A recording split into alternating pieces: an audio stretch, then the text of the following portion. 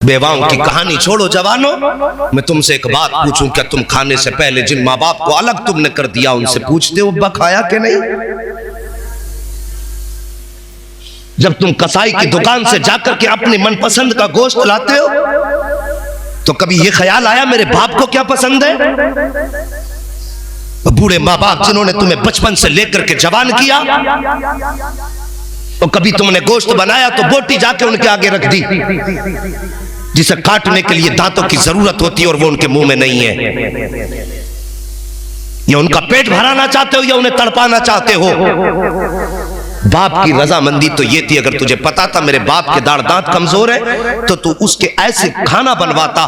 کئی طریقے ایسے گوشت کے ہوتے ہیں کہ جو انسان صرف مسوڑوں سے بھی کھا سکتا ہے۔ ہم کبھی اپنے باپ کا خیال نہیں کرتے، پڑوسی کا خیال خاک کریں گے؟ یاد رکھو جوانوں، غریب نواز کی کانفرنس پوری زندگی کرنا اور نسلوں کو یہ آپ وصیت کر کے مرنا کہ جب تک زندہ رہنا میرے غریب نواز کے چرچے کرتے رہنا۔ لیکن اس سے زیادہ بھی اہم اور ضروری بات یہ ہے کہ یہ محفلوں میں آنا بھی تبھی کامیاب ہے جب ہمارے گھر میں بیٹھا ہوا بوڑھا ماں باپ ہم سے راضی ہے۔ یہ تو میں پہلے بتا رہا ہوں، جیب میں مسواک لگانا، سر پہ صافہ باندھ کر کے جبہ قبہ پہن کے مسجد میں جا کے بیٹھ گئے، اعتکاف میں بیٹھے، اعتکاف میں آ کے بیٹھ گیا، دیکھا نہیں کہ ماں درد میں گھر تڑپ رہی ہے؟ ہاں، اعتکاف بھی رب کو وہی پیارے ہوتے ہیں جو ماں باپ کی خدمت کے بعد کیے جاتے ہیں۔ بے شک بے شک۔ وہ جوانوں روزی کے لیے مارے مارے پھرتے ہیں، بزنس میں برکت نہیں ہے، کاروبار میں برکت نہیں ہے۔ برکت نہ ہونے کی وجہ صرف یہ کہیں نہ کہیں ہم نے ماں باپ کا دل توڑا ہے۔ ہاں، اگر ہم یہ سمجھتے ہیں ہم اپنی تدبیر سے کماتے ہیں، اپنی محنت سے کماتے ہیں تو سوچ غلط ہے۔ برکت اسی کے لیے گھر میں ہوتی ہے جو کھانے سے پہلے ماں باپ کو کھلایا کرتا ہے۔ ذرا سی 2 روپلی کی کمائی ہوئی، بیوی نے کہا سنو جی، اگر ابھی سے سب لٹاتے رہو گے بچوں کے لیے کیا کرو گے؟ سمجھ میں آ گئی بیل کے ایک دم 2 ہی باتیں ایک دم بیل کے دماغ میں اتر گئی کہ صحیح کہا کہ ہر مہینے 5000 بھی بچیں گے تو 12 پنجے 60۔ گڑت پڑھا رہی ہے جسے خود نہیں پتا کہ 60 لکھے کیسے جاتے ہیں۔ ہاں، وہ پڑھا رہی ہے بیٹھ کے 12 پنجے 60 کا 1 سال کے 60,000، 2 سال کے 1,20,000، 4 سال کے۔ ارے یار میتھ تو آتا ہے نا؟ کتنے؟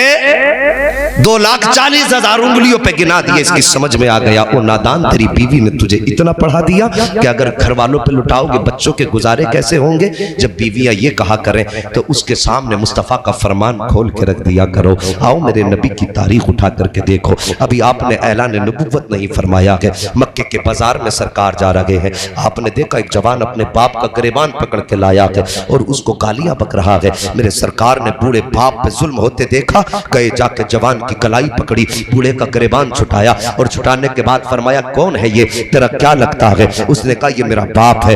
آپ فرماتے تو اسے کیوں مار رہا ہے؟ جیسے اس نے اتنا سنا نا، کہنے لگا آپ کون ہے؟ آپ فرماتے بتا تو صحیح سے کیوں مار رہا ہے؟ اس نے کہا کہ میں کیوں بتاؤں، اسی سے پوچھو۔ جیسے میرے نبی نے بوڑھے کی طرف توجہ کی ہے، خدا کی قسم ابھی زبان نہیں کھلی تھی کہ آنکھیں بوڑھے کی برسنی شروع ہو جاتی ہے، اور ہر جواب سے پہلے بوڑھے نے کہا تھا مہربان بتا تو صحیح، آج تک مکے میں کوئی ایسا نہیں آیا جس نے کسی پٹنے والے کا گریبان چھڑایا ہو، آج تک کوئی ایسا نہیں آیا جس نے مظلوم کی آ کر کے مدد کی ہو، بتا تو صحیح تو کہاں کا رہنے والا ہے، تیرا نام کیا ہے اور بتا تیرا رشتہ کس خاندان سے ہے؟ میرے نبی فرماتے بابا میرا نام نہ پوچھ، بس اتنا بتا تیرا قصور کیا ہے، یہ تجھے کیوں مار رہا ہے؟ بوڑھے نے کہا تھا آنے والے بات یہ ہے کہ جب تک میرے پاس پیسہ رہا یہ میری کمائی کھاتا رہا، اور جب کمائی ختم ہو گئی ہے تو اب مجھ سے کہتا کہ میں اس کے اوپر بوجھ بن گیا ہوں، میرا کھانسنا اسے زہر لگتا ہے، میرا بولنا اسے زہر لگتا ہے، اور یہ مجھے اس لیے بازار میں لے کر کے آیا ہے تاکہ غلاموں کی لائن میں کھڑا کر کے بیچے اور اس کا پیسہ جا کر کے یہ استعمال کرے۔ میرے نبی نے اتنا سنا ہے،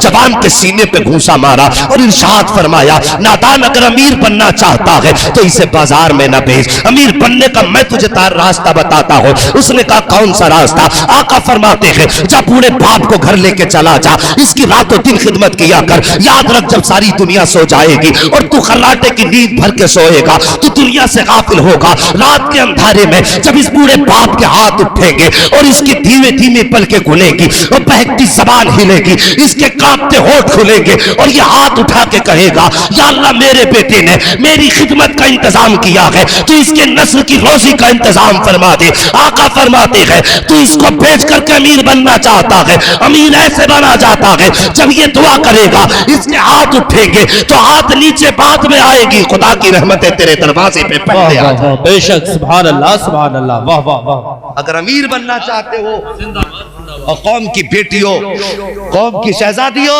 तुम्हारे भी माँ बाप हैं, तुम भी किसी की बेटी हो, यहां आकर के किसी बेटे को बाप के खिलाफ खड़ा मत करना। तुम अपने घर में तो चाहती हो कि हमारा भाई हमारे माँ बाप का फर्माबरदार रहे और हमारा शोहर हमारा फर्माबरदार रहे। सब पे हुकूमत ना चलाया करो, बीवी हो बीवी बन के रहो। रह गई बात रिस्क की तो मुस्तफा के करम पे छोड़ दो, आका के करम पे छोड़ दो। फिर तुम इतनी तदबीर से नहीं कमा सकते हो जितने मुस्तफा के करम से तुम्हें मिल जाएगा। यही तो झगड़ा है ना कि माँ बाप को खिलाएंगे, कुछ कह दिया करते हैं कि तुम्हें पालूं या अपने बच्चों को पालूं, तुम्हें देखूं या अपने बच्चों को देखूं। नादान, कभी माँ बाप के नाम पे लुटा के तो देख। एक बात मुझे याद आ रही है, वो बात बता के मैं बात खत्म कर लूं। एक बात याद आ रही, 3 दोस्त थे, बकरियां चराया करते थे। उनमें एक दोस्त ऐसा था जिसकी जिंदगी का मामूल था कि जब शाम को बकरियां लेकर के जाता, पहले उनका दूध दू करके अपने माँ बाप को पिलाता, उसके बाद अपने बच्चों को पिलाया करता था। एक दिन हुआ क्या, वो आने में उसको हो गई जंगल से, वो आया देर से और आकर के उसने बकरियां दुई।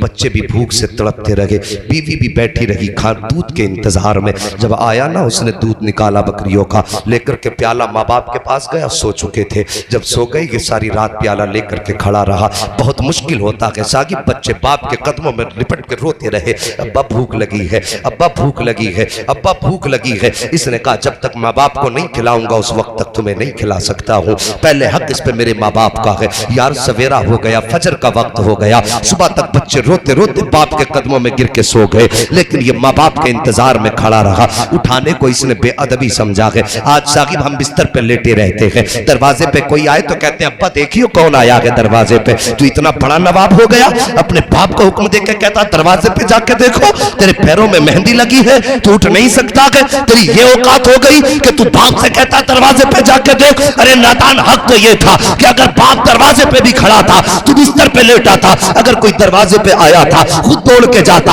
अपने बाप से जाकर के उसकी खबर देता, और तू बाप से कहता दरवाजे पे देखो कौन आया है। अल्लाह अकबर, इनकी कहानी सुनो। बच्चे रात भर रोते रहे, इसने दूध नहीं पिलाया है। जब फजर के वक्त उठते हैं माँ बाप, उसके बाद इसने दूध पिलाया है, उसके बाद फिर बच्चों को दूध पिलाया है। ऐसे दिन गुजरते गए।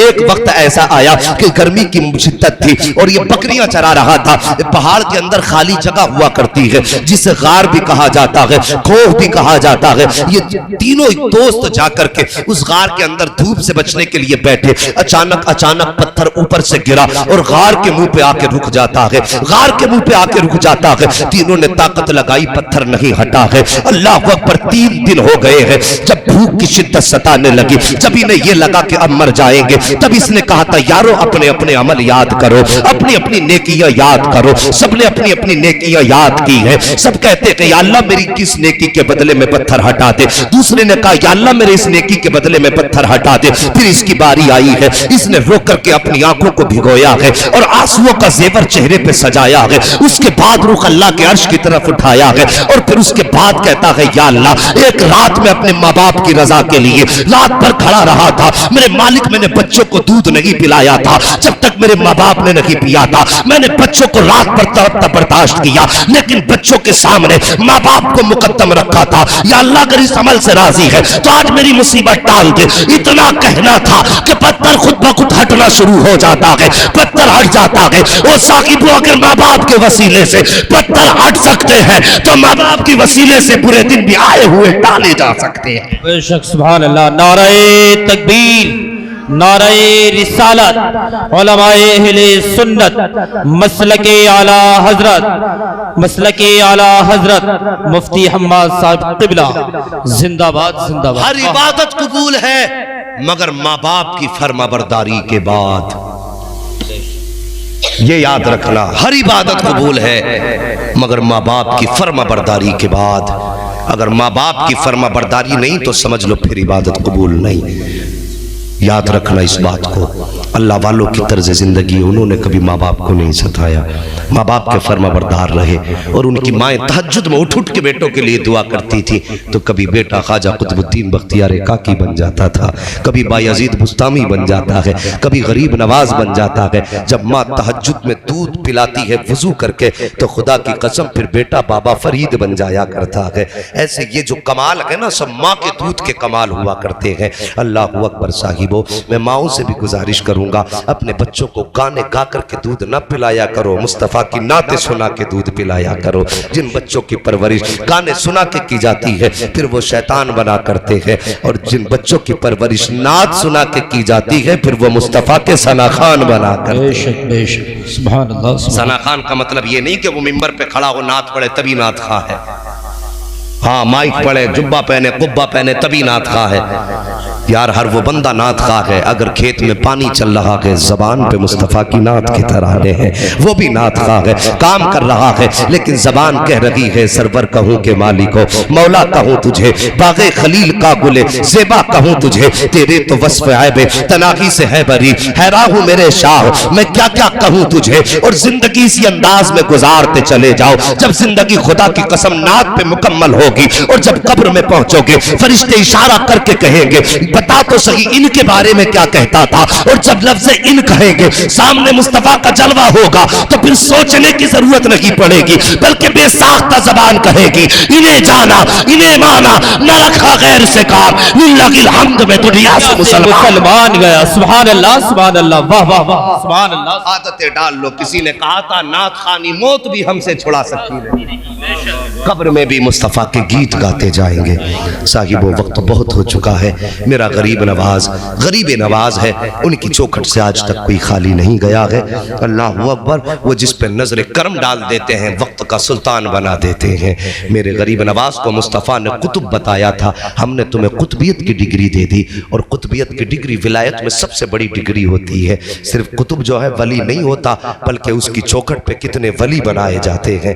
آج تک غریب نواز کی چوکھٹ سے کوئی حساب نہیں، کتنے ولی بنا کے نکالے گئے ہوں گے، کتنے غوث بنا کے نکالے گئے ہوں گے، اس کا کوئی حساب نہیں ہے۔ اور پھر وہ ٹھہرے میرے مصطفیٰ کے شہزادے، وہاں تو یہ بھی نہیں دیکھا جاتا ہے کہ پاپی آیا ہے کہ نمازی آیا ہے، اچھا آیا ہے کہ برا آیا ہے، ان کی چوکھٹ کا تو معاملہ ہے کہ بندہ و محتاج و غنی ایک ہوئے، تیرے دربار میں پہنچے تو سبھی ایک ہوئے۔ جب ان کے دربار میں پہنچتے ہیں تو پھر کہانی یہ ہوتی ہے کہ ایک ہی صف میں کھڑے ہو گئے محمود و ایاز، نہ کوئی بندہ رہا نہ کوئی بندہ نواز، اور جب دینے پہ آتے ہیں خدا کی قسم ہاتھ جس سمت اٹھا غنی کر دیا، مجھے پہلے سماحت پہ لاکھوں سلام، یہ ان کی ثقافتیں ہیں اور ان کی شان۔ بس آخری بات کہہ دوں تیری نسل پاک میں ہے بچہ بچہ نور کا، تو ہے عین نور تیرا سب گھرانہ نور کا، الا ان اولیاء اللہ لا خوف علیہم ولا هم يحزنون، اللہ کے ولیوں کو نہ کوئی خوف ہے نہ کوئی رنج ہے۔ یہ بات یاد رکھنا، قرآن نے وارننگ کے ساتھ کی ہے۔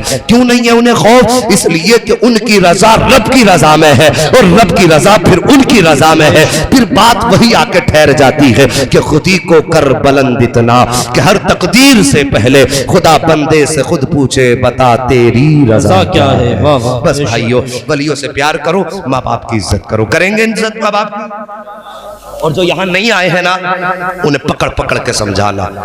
بھائی سلطانی صاحب کلام پڑھ رہے تھے، کہا ہوگا نا ہاتھ اٹھاؤ جتنے لوگ ماں باپ سے پیار کرتے ہیں۔ میرے خطاب میں نا مت اٹھاؤ بھائی، شرمندہ ہو جاؤ گے، میں ہاتھ نہیں اٹھوا رہا ہوں، میں اٹھواتا بھی نہیں ہوں، یہ کام بھی نہیں کرتا ہوں۔ محفل میں بیٹھ کے جھوٹ نہیں ہونا چاہیے، کیونکہ میں اگلی بات جو کہنے لگا ہوں بڑا کڑوا سچ ہے۔ کبھی ہاتھ اٹھوا لو کہ کتنے لوگ، سارے اٹھا دیں گے، اور میں پوچھوں ایمانداری سے بتانا کتنے لوگ ماں باپ سے اجازت لے کے آئے ہیں؟ تو گنتی کے چند ہاتھ اٹھیں گے۔ یہ ہے وفاداری ہماری، اور یہ ہے زبان اور عمل ہمارے۔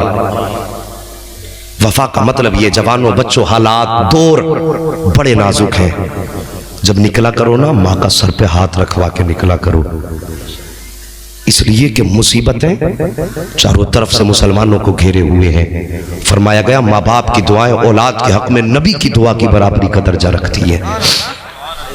گھر سے نکلا کرو، نصیب والے ہیں وہ جن کے سر پہ ماں باپ کا سایہ ہے، ورنہ ماں باپ کے جانے کے بعد رونے کے سوا کچھ نہیں رہتا۔ اور رونا بھی بے فائدہ رہتا. رونا وہ اچھا ہوتا ہے جس میں کوئی آنسو پوچھنے والا ہو. اور ماں باپ کے بعد تو پھر کوئی آنسو پوچھنے والا بھی نہیں ہوتا. لوگ آنسوؤں کا مذاق اڑایا کرتے ہیں. صاحب وہ ماں باپ ہیں, ان کی قدر کر لو. گھر سے نکلا کرو سر پہ ماں باپ کا ہاتھ رکھوا کے نکلا کرو. خدا کی قسم نبی کے فرمان کی روشنی میں ہمارا عقیدہ یہ ہے, جب ماں باپ کی دعا لے کے نکلو گے تو جب تک دروازے پر واپس نہیں آ جاؤ گے اس وقت تک موت بھی تمہارا کچھ نہیں بگاڑ سکتی ہے. ہاں یاد رکھیے, تمہیں وقت سے پہلے گھر لایا جائے گا. موت کے وقت سے پہلے پہلے اللہ تمہیں گھر کا دروازہ دکھائے گا. ماں باپ سے دعائیں لے کر کے نکلو اور ان کی دعائیں ہمیشہ دامن میں رکھا کرو, کبھی ان سے بگاڑا نہ کرو. امیر بننا چاہتے ہو, چھوٹا سا عمل ہے جو کما کے لاؤ, ماں کی گود میں ڈال دو. ماں یہ سب تیرے لیے ہے. یار انہیں کھانا کتنا ہے, 1-1.5 روٹی بڑھاپے کی خوراک ہے. وہ گود میں تیری دولت دیکھیں گی, ہاتھ اٹھا کے کہیں گی یا اللہ میرے بیٹے کی رزق میں برکت عطا فرما. تو اس کو خوش کرے گا, اللہ تیری 7 پشتوں کو خوش فرما دے گا. یہ راز ہے امیر بننے کے. بس جو ہوئے اغلاط ان کو معاف فرمائے رب کائنات. زندگی نے دیا ساتھ تو پھر ہوگی ملاقات. چمن رہا تو پھول کھلیں گے, زندگی رہی تو پھر ملیں گے. مسافر ہیں ہم بھی, مسافر ہو تم بھی, کسی موڑ پر پھر ملاقات ہوگی. فقیران آئے صدا کر چلے, صدا خوش رہو یہ دعا کر چلے. سارے لوگ کلمہ شریف پڑھ لیجئے, لا الہ الا اللہ محمد رسول اللہ وما علینا الا البلاغ. استغفر اللہ ربی من کل ذنب واتوب الیہ. السلام علیکم.